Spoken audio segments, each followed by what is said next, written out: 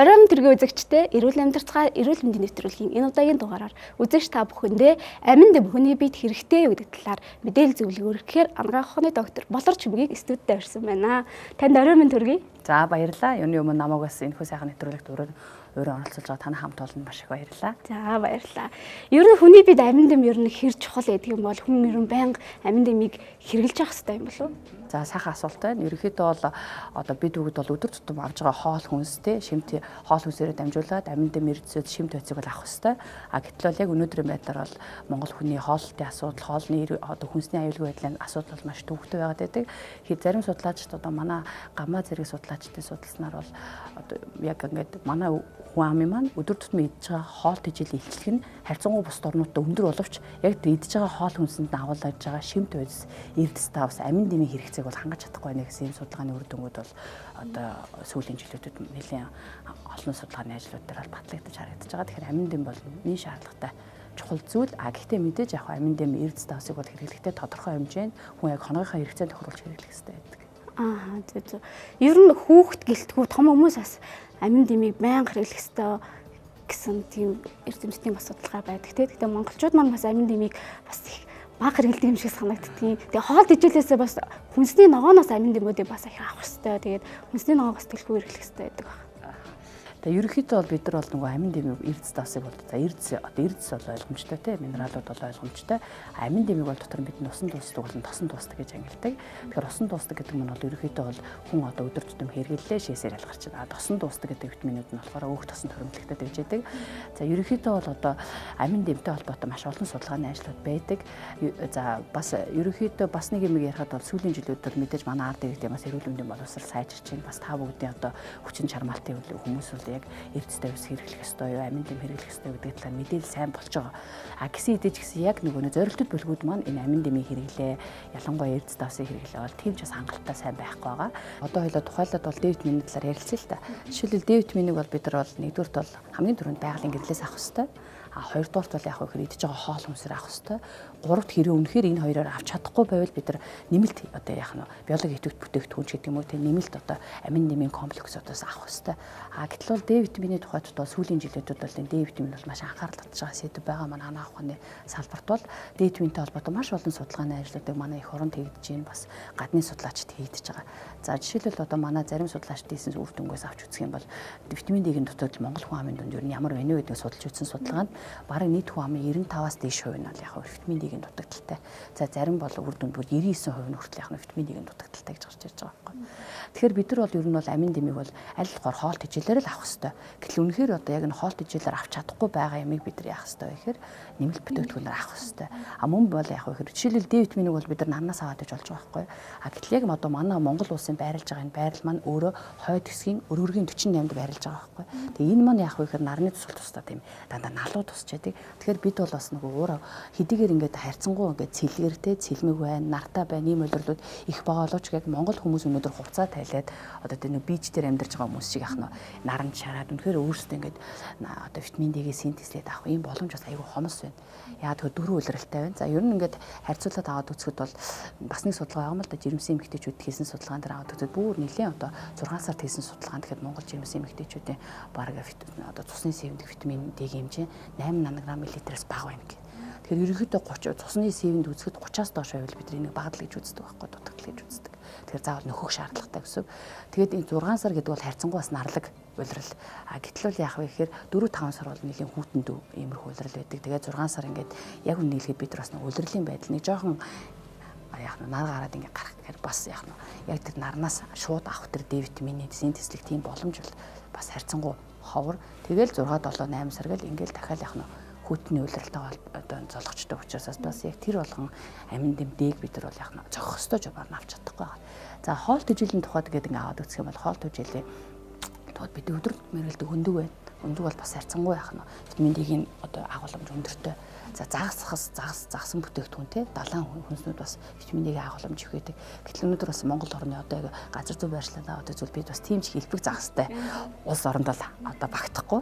Тэгэхээр яалтгүй бид нарт бол витамин D-ийн дутагдал бол өндөр байгаа нь ойлгомжтой. Витамин D-тэй холбоотой маш олон эмгэгүүд үүсдэг. За бид нар бол одоо хүүхд ах үед бол ингээл одоо жишээл би ч гэсэн ингээл хүүхд гаргасан их хүн. Бид нар бол хүүхдээ ингээл архиттай болохгүй гэл яг л бид нар нөгөө яах нь мэдээд байгаа юм аа л яах вэ? Одоо архит гэдэг өвчнөр л одоо яагаад байгаа витамин D-ийн дутагдалд орсон хүмүүс маань үлмээ дээр яваад байдаг шүү дээ. Тийм тэгэл одоо яс зөөлрөх одоо ясны бүт залдагдах юм шинж тэмдгүүд үндсэндээ илэрж байгаа байхгүй. Гэтэл хүүхэд ингээд өнөөдөр витамин D дутагдаад байна гэдэг арга хэмжээ авахд насан туршид маань бол харьцангуй энэ чиглэлийн мэдээлэл бол маш ховор хомс. Гэтэл бол яалтгүй хүн өдөр тутамдаа хамгийн багадаа л ихэд одоо олон улсын нэг жир 400 ME гэж одоо IU гэдэг эдний гэж ярьдаг байхгүй. 400 MU-гээр бол заавал юу авах вэ гэхээр одоо амьдыг авч явах хэрэгтэй. Гэтэл бол энэ хэмжээнд хүрч чадахгүй байгаа нь бас үнэхээр тэр одоо манай улсыг дутагдaltaй байгаа нь бол харагдчих. За тэгээ витамин D-тэй холбоотой маш олон эмгэгүүд байдаг.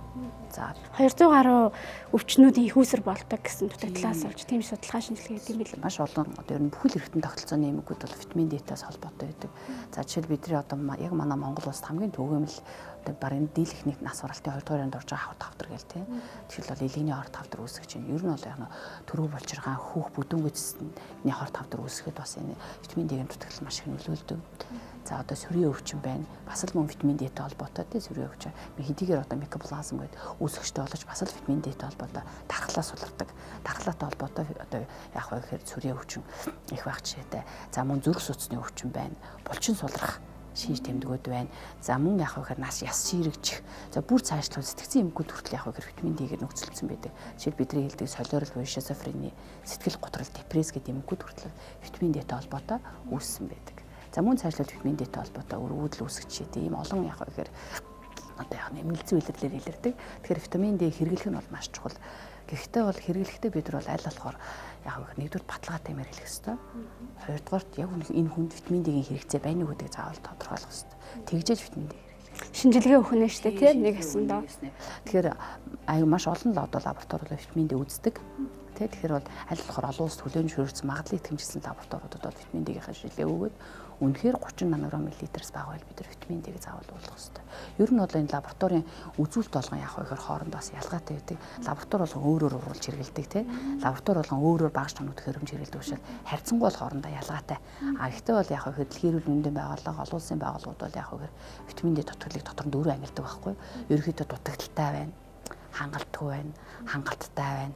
За хордуулах хэмжээнд байна гэж ангилдаг. Тэгэхээр дутагдaltaй байна гэдэг нь бол 10 нанограмм мл-с одоо бага байвал яг дутагдaltaй байна гэж үзнэ. За хангалтгүй гэдэг нь 10-аас 30 нанограмм мл. Ер нь 30-аас дээш явах нь хангалттай гэж үзнэ. Хавраа тусны C-ийн дэх одоо витамин D-ийн хэмжээ 100 нанограмм мл-с их юм бол энэ хордуулах хэмжээнд байна гэж үздэг. За ер нь бол витамин D-тэй холбоотой маш олон одоо судалгааны ажлууд хийгддэг. Жишээлбэл зарим хүмүүс надад асуудаг байхгүй. Наран дэх зогсоод витамин D-ийг илүүлэх болох болов гэдэг. Тэгвэл болохгүй. Тэгэхээр яагаад болдгоо гэхээр ер нь бол бие махбод бол өөрөө бол маш нарийн одоо цохилтолгоотой их юу хэмд одоо маш том компани гэж ярих юм уу те. Одоо групп гэж ойлгож болно. За өөрөөгөө зохицуулдаг, байнга өөрөөгөө дотроо хянжаадаг. Тэгэхээр магадгүй яах нь наран дэх зогслоо гэдэг витамин D илүүч нэгсэн юм өдөөсөө байхгүй. Яг тэгэхээр хэрвээ витамин D хангалттай хэмжээнд хүрээд ирсэн бол бие махбод өөрөөгөө тагсан зохицох процесс өөрөө яах нь хянаад тэр нөгөө витамин D-гээ одоо нийлэгжүүлэх тэр процессыг зогсоочдөг байх жишээ. Тийм тогтоод нарийн зохицуулга байдаг. Тэгээ витамин D бол өөрөө бол яах вэ гэхээр хоёр үндсэн хэлбэртэй. D2, D3 гэдэг хоёр хэлбэртэй байдаг. Тэгээд аль болохоор D3-ыг бол хэрэглэх нь их зүгээр. Хүүхдүүд маань витамин D-г ер нь хэдэн наснасаа эхэлж уух боломжтой. Тийм бол бас насан туршид маань бас хэдэн наснасаа уух вэ? Тэгээд мэдээж нөгөө нэг витамин D-гийнхаа юг шинжилүүлээд те тусандах витамин D-г шинжилүүлж ажил авах хэрэгтэй байх л та. Ер нь бол одоо ялангуяа нэрэ хөхт бол маш их витамин D-ийн дутагдaltaй гэж үздэг. Яагаад вэ гэхээр бид нар ч одоо нөгөө ээжийн хөхний сүгээр ялгарч байгаа витамин D-г л хөхний сүгээр бас ялгарна шүү дээ. Харьцангуй ээжээс ялгарч байгаа витамин D бол маш бага байдаг. Тийм болохоор одоо Монгол улсад бол яг мөрдөгдөж байгаа удирдамж гэх юм уу те стандарт бол бид нар бас жилдээ 50,000 эдний цайр эсвэл яах нь витамин А-тай хамт D өгөх ийм зөвлөгөөнүүд бол өгч байгаа. Насанд хүрсэн хүмүүст бол тэр болгон бас ингээд усаас нөгөө халамжлах те халамжийн бодлого байхгүй, амин дэмийн хэрэглээний тал дээр бол бодлого байхгүй байгаа учраас бол аль болохоор насанд хүрсэн хүмүүс маань өөртөө витамин D-гээс одоо юу байх хэвээр өөртөө лабораторид очиж шинжилүүлээд үнэхээр зүтгтэлтэй бол энийг заавал нөхөх шаардлагатай гэж хэлж болно. Тэг яг ер нь бол зах зээл дээр бол янз бүрийн витамин D байна л да. Одоо 600 олон улсын нэгжтэй, 1000 олон улсын нэгжтэй, 5000 олон улсын нэгжтэй гэдээ маш олон төрлийн витамин D-нүүд байдаг. Тэгэхээр үндсэндээ бол витамин D уулаа гэхэд бол тэрний нэг 60-аас 70% нь л яг цэвэр витамин D хэлбэрээр шимэгддэг гэж ойлгож болно. Тэгэхээр ойролцоогоор 1000-ыг уухад 1000 олон улсын нэгжтэйг уухад бол тэгээд нэг 600-аас 700 олон улсын нэгж нь л яг нь яг хүний бие махбодод яг жинхэнэ одоо шимт бодис шимт тижэл болж өгнө. Босд нь бол тийм ч айхтар нөгөө нэг шим болж өгөхгүй бодис солилцооны явцад биеэс өөр аянд айх гэхээр ялгарчдаг байна. Тэгэхээр насанд хүрсэн хүмүүс мөн өөрсдөө шинжилүүлээд уух хэрэгтэй гэж ойлгож болно. Олон улсад бол одоо жишээлбэл Америк нэгдсэн улс, Канада, Австрали гэж улсууд бол бүгд одоо удирдамжтай 0-6 насны хүүхэд бол тэд эднийцээр уун, олон улсын нэгжээр уун, 6-аас 12 настай хүүхдийн хэмжээгээр уун, 12-оос одоо яг дээш насны хүмүүс, насанд хүрсэн хүн, эрэгтэй, эмэгтэйгээд бүгд юм одоо стандарттай бүр одоо жишээл насанд хүрсэн хүн гэхэд 70 настай 50-аас 70 насны хооронд одоо өдөрт 800 олон улсын нэгжийг уун, одоо 70-аас дээш наснд бол 800-аас дээш олон улсын нэгжийг уун гэх чийтэйгээр яг гэхээр өдөртөмж стандартууд бол амин дэмдэр бол ялангуяа витамин D дээр бол ихэнх өндөр хөгжилтэй орнуудад бол өдөртөмжөнд гарцсан байдаг. Манад бол харайханд одоо тэгж гараагүй байна. Гэхдээ манад бол одоо яг ямар юм дээр илүү гарсан байгаа вэ гэхээр одоо ялангуяа эмэгтэйчүүдийн салбарт бол цэвэршилтийн одоо хам шинжиж явагддаг. Цэвэршилтгээ 50-аас дээш насны эмэгтэйчүүд үндсэндээ бол бүтэн 1 жилийн хугацаанд биений меркурийг эмэгтэйг цэвэршиж гэж үздэг. Тэгэхээр энэ цэвэршилттэй холбоотой нөгөө стероид даврын бодис солилцоо алдагдсантай холбоотойгоор юу нь бол бас яг ихэр хүнд нөгөө D витамин дутагддаг байх тий. Дээрээс нөгөө нэг яс зөөлрөх, яс сэргэж гим шинж тэмдгүүд илэрдэг. Тэгэхээр энэ цэвэршилтийн манай удирдамжин дээр бол одоо энэ ялангуяа D3-ыг бол одоо кальцтай хамтарч хэрэглэнэ. D3 600 олон улсын нэгжээс дээшийг хэрэглэнэ гэдээ манай удирдамжууд бол заагаад өгдөг. За нэгэнт ингээд D витамины дутагдaltaд орсон хүмүүс маань хэр урт хугацаагаар ингээд витамин D-г ууснаар нөхөх боломжтой гэдэг юм бол. Тэгээ за ерөнхийдөө бол витамин D-г бол бид нар нэгдүгürt бол насанд хүрсэн бол заавал лабораторид очиод ялангуяа баталгаажсан лабораторид очиж витамин D-гээс одоо шинжилүүлэх ёстой. Тэг үнэхээр цусндах хэмжээ нь 30-аас доош байвал за зарим одоо гайдлайнуудад 20-оос доош гэж ярьдаг л да. Тэгвэл ерөнхийдөө бол олон улсын стандартууд 30-аас доош байх юм бол бид нар D витаминыг тухайн хүний онцлог тохируулж өгөх ёстой. Заавал одоо тэдэн сар мөн гэсэн юм байхгүй. Зарим хүмүүс бол 3 сар уугаал нийт витаминых нь бараг яах нь 50-аас дээш хувь нь бараг хэвийн хэмжээнд очих байх жишээтэй. Тэгэхээр ерөнхийдөө тухайн хүндээ нөгөө эмэлзэн онцлогтод тохируулаад витамин D-ийн хөнөл гэж ойлгож болно. Тэрнээс яг одоо D витаминийг тэдэн сар уух хэрэгтэй. Тэгжиж нөхөн гэсэн бол тийм баталгаатай бол судалгаа шинжилгээний бол бас хаварлагддаг. Витамин D хүмүүс мань өөртөө одоо аптекуудаас авах боломжтой гэдэг юм болов уу? Заавал хэмжээний завраар авах хэрэгтэй юу? Ер нь бол амин дэмийг бол хүн өөрөө хүсвэл авч болно. Тийм тэрэнд бол одоо ямар нэгэн манай одоо хууль тогтоомж нь тэр ерөнхийдөө бол энэ чинь өөрөө нөө биологи идэвхт бүтээгдэхүүн хүн хамгийн гол нь өөрийгөө хоол тэжээлээр би энийг авч чадахгүй байгаа учраас магадгүй бид нар тэ нарнаас авч чадахгүй байгаа учраас уух ёстой гэж үзвэл уух ёстой гэж ойлгож байна. Ерөнхийдөө Монголын зах зээл дээр маш олон амин дэмүүд байна. За эдгээр амин дэмийг дотор нь мэдээж орж иж байгаа амин дэмийг бид нар дотор нь юу гэж ангилах вэ? Нийлгийн аргаар буюу одоо үйлдвэрийн аргаар гаргаж авсан органик буюу байгалийн гаралтай гэсэн хоёр үндсэн ангилалтай байдаг. За манай Захиур Тэнгэр компани бол саяхан бол байгалийн гаралтай органик юм одоо ер нь амин дэмүүд оруулж ирсэн Английн Nature Aids брендийн амин дэмүүдийг оруулж ирсэн байгаа. За эдгээр нь хамгийн гол нь байгалийн гаралтай амин дэмүүдийн гол одоо бусад одоо амин дэмүүдээс ялгаатай зүйл нь энэ өөрөөгөө одоо бодис солилцоог зохицуулдаг кофакторуудыг агуулсан байдгаар илүү даваа талтай байдаг.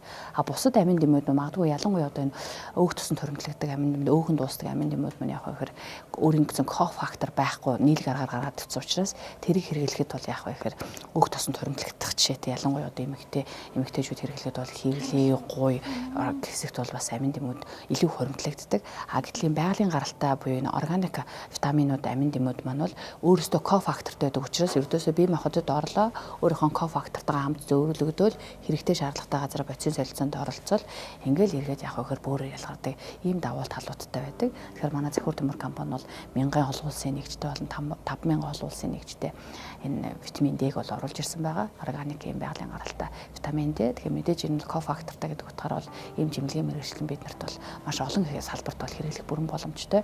1000 эднийцтэйг нь бол бид өдөр тутамд бол хэрэгжилж болно. 5000 эд нийцтэйг нь бол бид нар эмчилгээний заалтаар хэрэгэлдэг. Түрүүн бид нар ярьсан лабораторийн шинжилгээнд хэрвээ яах нь 30 одоо нанограмм миллилитрээс бага байх юм бол бид нар аль болохоор энэ витамин D-гээ зохих журмынхаа дагуу тухайн үзүүлсэн эмчтэй үзүүлээд зөвлөгөөгөө аваад ингээ өргөжлүүлээд хэрэглээд ингээ витамин D-гийн дутагдлаас бол бүрэн гарах боломжтой болсон их баяртай. Маа нэвтрүүлгийн урилгыг хүлээн авч бидэнд витамин D болон амин дэвмүүдийн талаар мэдээлэл зөвлөгөө өгсөн танд маш баярлалаа. За баярлалаа. Танай хамт олондоо саяны өндөр амжилт хүсье. За баярлалаа. Витамин буюу амин дэм нь хүнийг эрүүл сарвал амьдрахад чухал үүрэг гүйцэтгэдэг. Д амин дэм нь хүний биед хоримтлагдсан кальц болон фосфорын эргэлтийг идэвхжүүлж, яс ургах, бэхжүүлэхэд тустай. Өсч яваа бага насны хүүхэд хэрэглэвэл шүд болон ясны хөгжлийг хурцсагдаг. Д амин дэм нь цусан дах хэмжээ дөрвөн улиралтай шууд хамааралтайгаар хэлбэлцдэг. Өөрөөр хэлбэл 100 намар өвлийн ихэнх саруудад Д амин дэмийн хэвийн хэмжээндээ харин өвлийн адаг хаврын улиралд харьцангуй бага ёстой байна. Мөн эмэгтэйчүүдэд эрчүүдээс илүү бага хэмжээтэй байдаг болохыг судлаачид тогтоожээ. Олон төрсөн хөхүүл ээжүүд илүү өртөмтгий байдаг байна. Түүнчлэн биеийн жингийн илүүдэлтэй суугаа ажил эрхэлдэг, биеийн ачаал их авдаг, тамхи татдаг, нарны хамгаалалтын тус байнга хэрэгэлдэг, элэг бөөрийн эмгэгтэй, дархлаа дарангуулах эм хэрэгэлдэг хүмүүст Д амин дэмийн дутагдал элбэг байдаг байна. Витамин D нь хүний биед хоол тэжээлийн хамт мөн нарны гэрлийн нөлөөгөөр үүсч байдаг. Хөгшчүүл болон давногоо идэгчид өвлийн цагт витамин D-гийн дутагдалд их ордог юм. Витамин D-г тогтмол хэрэглэснээр ясны сэргэжилтээс сэргийлж чадна. Өдөрт 800 тонн хэрэглэснээр ийм үр дүнд хүрнэ. Эмэгтэйчүүд цэвэршилтийн дараа 200 тонн витамин D хэрэглэх нь ясны сэргэжилтийг багасгадаг хэмээн мэдээлсэн байна. 2000 тунгаас дээш хэрэглэвэл хүнд хордлого үүсдэг гэдгийг анхаараарай. Та 2000 тунгаас дээш витамин D хэрэглэх бол эмчид үзүүлэн эмчийн заавраар хэрэглэхийг санаарай. Мөн таны хүүхэд нэг л улбгар, ядрангуй их хүлэрдэг, байнга ханаад том хүүрээд хоолонд нь дургүй болох нь витамин D дутагдсны хамгийн анхны шинж тэмдэг юм. Тэгвэл та эргэлзэх хэрэггүй D витамины хэмжээг цуснд нь тодорхойлуулад үзээрэй. Учир нь D-гийн дутагдaltaй хүүхэд дархлаас бол вирусын шалтгаанд ханаад томоогаар их өвчлөмтгий байдаг байна.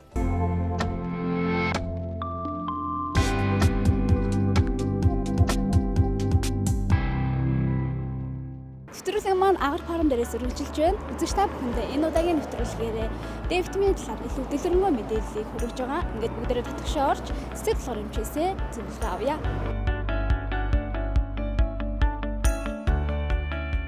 Самано бид энэ удаагийн нэвтрүүлгээр үзэгчдээ D витамины талаар илүү дэлгэрэнгүй мэдээллийг хүргэж байгаа. Тэгээд эмч маань бас D витаминыг тогтмол ууснаар олон өвчнөөс сэргийлэх боломжтой гэж арсан. Хүн ер нь ямар төрлийн витамин уух хэрэгтэй гэдэг юм бэ? Сайн байна уу? Энэ өдрийн мэнд төргий үзэгчдтэй ч гэсэндээ энэ өдрийн мэндийг хүргье. За витамин амин дэм гэдэг бол өөрөө хүний бие махбодод маш олон төрлийн үүрэг үйл ажиллагааг гүйцэтгэдэг нэн чухал бодисуудыг бол хэлдэг. Ялангуяа сүүлийн үед бол D витаминыг хүний бие махбодод маш олон төрлийн үүрэг үйл ажиллагаанд оролцдог маш чухал витамин гэдгийг бол эрдэмтэд судлаад тогтоочод байна. За гэхдээ витамин нь химийн болон байгалийн гаралтай гэсэн хоёр янз байгаа. Химийн найрлагатай гэдэг нь бол химийн лаборатори синтезийн буюу химийн аргаар гаргаж авсан витаминуудыг хэлдэг бол байгалийн гаралтай витамин нь бол 100% байгалийн их сурвалжаас гаргаж авсан витаминуудыг бол хэлдэг байгаа. Тэгэхээр байгалийн гаралтай витамин химийн найрлагатай витаминаас илүү давуу талтай байх боломжтой. Учир нь бидний иддэг, хэрэглэдэг хүнсний бүтээгдэхүүнүүдээс гаргаж авч байгаа учраас биофактор буюу зөөвөрлөгч гэсэн бодисуудыг давхар агуулж өгдөг. Тэгэхээр хүний бие махбодод орсон эхний секундээс эхлээд өвлждөх боломжтой гэсэн үг. Гэтэл химийн найрлагатай витамин бол хүний бие махбодод ороод нөгөө зөөвөрлөдөг биофактор гэсэн бодисуудаа бол хүлээдэг байх юм. Ингэж тайлбарлавал юм байгаа. Мөн дээрэс нь байгалийн гаралтай витаминууд нь ямар нэгэн химийн бодисуудыг давхар агуулж өгдөггүй. Жишээлбэл одоо сахар, консервант буюу хадгалах хугацаа уртцагч гэдэг юм уу ийм бодисуудыг давхар агуулж өгдөггүй учраас байгалийн гаралтай витамин хүний бие махбодод хортой нөлөө үзүүлдэг. За D витамины тухайд ярих юм бол ялангуяа А, D, E, K гэсэн ийм дөрвөн төрлийн витамин бол тосон дуустдаг витамин баг. Тэгэхээр тосон дуустдаг витаминыг химийн найрлагатай буюу химийн аргаар гаргаж авсан, синтезийн аргаар гаргаж авсан витаминыг хэрэглэснээр хүний одоо хэвийн бус хэсгүүдэд тархалт өөхлөлтийг бий болгодог гэдгийг эрдэмтэд нэгэнд нотлоод тогтоочч. Тийм учраас байгалийн гаралтай витаминыг ялангуяа D, E, A, K гэсэн ийм дөрвөн төрлийн тосон дуустдаг витаминуудыг бол 100% байгалийн гаралтай бүтээгдэхүүнийг хэрэглэхийг эрдэмтэд гэдэг эмчнэр манай санал болгож байгаа. Д витамин дутагдлаас болж хүнд ямар нөлөө үзүүлдэг юм бэ? За Д витамины дутагдал гэдэг маань ерөнхийдөө бол дэлхийн нийтийн асуудал болоод байна. Дэлхийд даяараа Д витаминд нэлээдгүй их анхаарал хандуулж байна. За Монгол улсын тухайд ч гэсэндээ нийт хүн амын маань ихэнх хувь нь бол Д витамины дутагдaltaй, эсвэл Д витамины нөөц багтай байна гэсэн юм судалгаа гарсан. Үндэсний 5 дугаар судалгаа гэсэн юм судалгааны үр дүн гарахад ерөнхийдөө бол нэг 80-90% нь бол Д витамины дутагдaltaй байна гэсэн юм судалгааны үр дүн гарсан байна. Тийм учраас Д витаминд ерөнхийдөө сүүлийн үед нэлээдгүй их анхаарал хандуулж байна. За Д витаминыг бид үед нь юу гэж боддог байсан бэ гэхээр зөвхөн яс болон булчингийн үйл ажиллагаанд л оролцох үүрэгтэй байна гэдэг талаар нь ойлгочихсон. Гэтэл Д витамин илүү өргөн хүрээний үйлдэлтэй гэдгийг мэддэг болсон байна. Эрдэмтэд юу гэж хэлж байна вэ гэхээр бага насны хүүхдэд Д витамины дутагдлыг архит гэж ойлгоод байдаг. Насанд хүрэгчдэд бол яс сэргийлэлттэй нэлээдгүй холбоотой гэж ойлгоод байдаг. Гэтэл энэ нь бол зөвхөн нөгөө мөсөн улаас зүүрлэх юм бол ил харагдаж байгаа хэсэг нь 10% нь цаашаа 90% дахиад илүү хүнд өвчнүүдийг үүсгэх боломжтой гэж байна. Тухайлбал бага насндаа Д витамины байнгын дутагдaltaй явсан хүүхдүүд насанд хүрсэн хойно хэд хэдэн төрлийн өвчнөөр өвдөх магадлал илүү өндөр байдгийг тогтоогоод байгаа гэсэн. Тухайлбал чихний шижин, зүрх судасны ахыг өвчин, автоиммуны өвчин, маш олон тооны тахилтад халдварууд тэр байнгын ханаад хүрч идэг ч юм уу, байнгын ханаад хүрсэн тохиолдолд тэр нь хүндэрч идэг юм хүүхэд насанд хүрэгчд бол Д витамины дутагдaltaй байх магадлал илүү өндөр гэсэн. За мөн сүүлийн үед Д витаминыг сэтгэл санаатай сэтгэл зүйн асуудлуудтай нэлээдгүй холбоотой судалгаанууд гарч ирж байна. Тэгэхээр Д витамин сэтгэл готрол болон төвшөлттэй хүмүүст Д витамин дутагдaltaй байх нь бол илүү ажиглагддаг байх. За дахиад сүүлийн үед хамгийн сонирхолтой бас нэг мэдээлэл нь жим барихад Д витамин чухал гэсэн юм нэг судалгааны мэдээлэл олж харлаа. Тэр нь яаж юм гэхээр Д витамин дутагдaltaй хүмүүс бол хоолны дуршил хэмээн бус байдлаас болоод жин нэмэх магадлал өндөр байдаг. Тийм учраас жингээ хасахыг хүсэж байгаа эмэгтэйчүүд бас Д витаминыг хавсруулан хэрэглэх юм бол илүү үр дүн сайтай байх магадлалтай гэсэн зүйлсийг бол ярьж байгаа. Хүүер урьдчилан сэргийлэхийн тулд витамин Д-г ямар тунгаар уух хэрэгтэй гэдэг юм бэ? За Д витамины тунгийн асуудлууд бол сүүлийн үед нэлээдгүй яригдж байна. Маш өндөр тунтай уух хэрэгтэй. Зарим нь бол ууж болохгүй ч гэдэг юм уу ингээд хүн болгон өөр ингэсэн ойлголттой байгаа тань л та. За дэлхийд даяар бол за Европын орнуудад бол Д витаминыг урьдчилан сэргийлэх тунгаас 400-аас 600 олон улсын нэгжээр нас хамааралгүйгээр бол хэрэглэхийг зөвлөдөг. Гэтэл манай улсын тухайд бол эрүүл мэндийн яам болон эрүүл мэндийн газраас гаргасан тийм зөвлөмж байна Д витамины зөвлөмж. Энэ зөвлөмжид бол 0-6 сартай хүүхдүүдийг 400 олон улсын нэгжээр 6 сараас 18 нас хүртэлх хүүхдүүдийг бол 600 олон улсын нэгжээр 18-аас дээш насны буюу насанд хүрсэн хүмүүсийг эсвэл мөн өсвөр насны хүүхдүүдийг бол 1000 олон улсын нэгжээр сэргийлэх тунгаар хэрэглээч гэж зөвлөсөн байгаа. Эмчилгээний тун гэдэг бол мэдээж эмчийн зөвлөмжөөр эмч тунгын тохируулаад өвчний завиур шинж тэмдэг шинжилгээнд үндэслээд тохируулж өгч байгаа тунг бол эмчилгээний тунг нь. Урьдчилан сэргийлэх тунгаар бол энэ тунгаар уухыг бол зөвлөсөн байна. Захир дүүмэр компани маань оруулж ирсэн витамин Д-н бусад витаминуудаас ер нь ямар ялгаатай гэдэг юм бол мөн аль улсад үйлдвэрлэсэн витаминыг оруулж ирдэг юм болоо. За манай захир төмөр компани Монгол улсад эмийн бүтээгдэхүүнийг импортлоод оруулж ирээд 14-5 жил болж байна. За манай компани бол ямар зорилгыг нийт төрөнд тавьдаг вэ гэхээр мэдээ 100% байгалийн гаралтай хүний бид ямар нэгэн гаж нөлөөгүй бүтээгдэхүүнийг бол оруулж ирэхийг хамгийн нийт төрөний зарлага болгож тавьдаг. Хямлаа гэд брендийг оруулж ирдгээр нь манай монголчууд бол нэлээдгүй сайн мэднэ. За бид 2017 оноос 100% байгалийн гаралтай бүтээгдэхүүн үйлдвэрлэдэг Английн Nature Seed компани 22 эднээс төрлийн бүтээгдэхүүнийг импортлон оруулж ирээд Монгол улсын зах зээл дээр болж байна. За Nature Seed компани тухайд бол 1981 оноос хойш үйл ажиллагаа явуулж байгаа. 100% ургамлын гаралтай 200 гаруй нэр төрлийн бүтээгдэхүүнүүдийг бол үйлдвэрлэдэг. Тэгээд дэлхийн 44 улс оронд өөрийн албан ёсны дистрибьюторээр дамжуулж бүтээгдэхүүнээ бол хэрэглэгчдэд хүргэдэг ийм компани байгаа. Манай Монгол улсын хувьд бидний хувьд захир төмөр компанийн хувьд бол Nature Seed компани 44 дэх дистрибьютор болж байгаа бол энэ дата байгаа даа. За манай Д витамины тухайд бол мэдээж 100% байгалийн гаралтай гэдгээрээ бусдаас ялгархтай худалтай. Танай компани ер нь Д витамин агуулсан ямар витаминыг оруулж ирж байгаа вэ?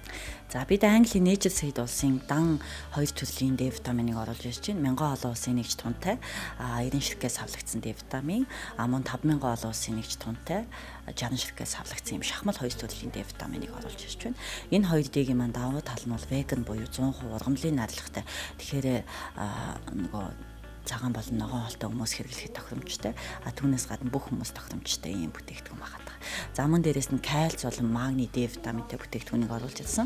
За энэ шахмал бүтээгдэхүүний тухайд бол өдрийн тундаа буюу 2 шахмалда 400 мг магний, 800 мг кальций, 800 олон улсын нэг D витаминыг буюу насан турш хүний хоногийн эмердис витаминыг хэрэгцээг бол хангах зорилготой байгаа. За түүнээс гадна 0-оос 5 хүртэлх насны хүүхдийн коконатын тосон суурьтай D витаминыг олуулж ирсэн байгаа.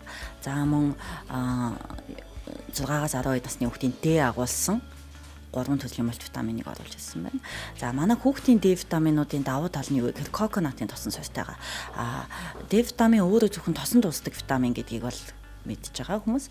Тэгэхээр D витамин тосонд уусдаг учраас усан суурьтай D гэдэг маань ямар нэгэн байдлаар уусгагч буюу спиртийг агуулсан байдаг. Тэгэхээр бага насны хүүхдэд бол спирт өөрөө хортой нөлөөтэй. Манай витамины тухайд тосон суурьтай тэрэн дотроо хамгийн сайн чанарын тос буюу коконатын тосыг агуулж өгснөөр бусад витаминаас бол давуу байгаа.